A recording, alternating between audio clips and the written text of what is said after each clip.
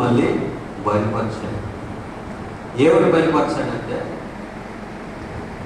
ఎప్పుడో జరిగిన సంఘటన మళ్ళీ అదే సినిమాకి నేను వెళ్ళినట్టుగా ఆ సీట్లో కూర్చుంటే, ఆ సీట్లో ఒక స్త్రీ కూర్చుందంట. ఆ స్త్రీ కూర్చొని ఏమంటుందంటే, నాకు సినిమాలు పిచ్చి, నేను చనిపోయాను, నేను పలానా తాలూకా పలానా మనిషిని, నేను ఎప్పుడు వచ్చినా ఈ సీట్లోనే కూర్చుంటాను,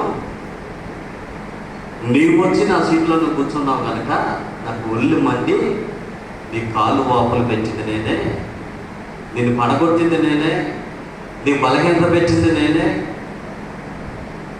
యేసు ప్రభువు వారు గద్దించాడు, అందుకే నేను విడిచిపెట్టి వెళ్ళిపోయానని అప్పుడు దేవుడు నాకు బయలుపరిచాడు. దేవుని స్తోత్రం.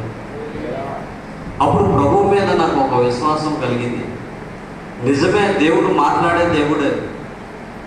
మనం నామకార్థం ఉన్నంత కాలం కూడా ప్రభు మనతో మాట్లాడటం, ప్రభు మనతో సహవాసం చేయడు.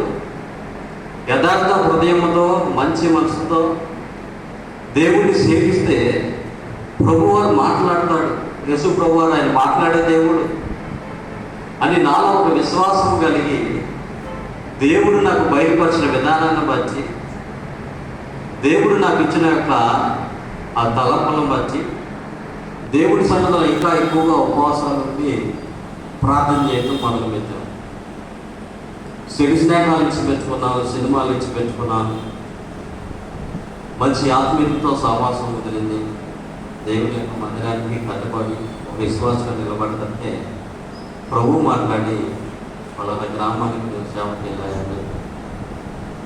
ఆ గ్రామానికి వెళ్ళినప్పుడు ఇప్పుడు మీద అన్నిలో ఒక ఆయన వచ్చి అంటున్నాడు,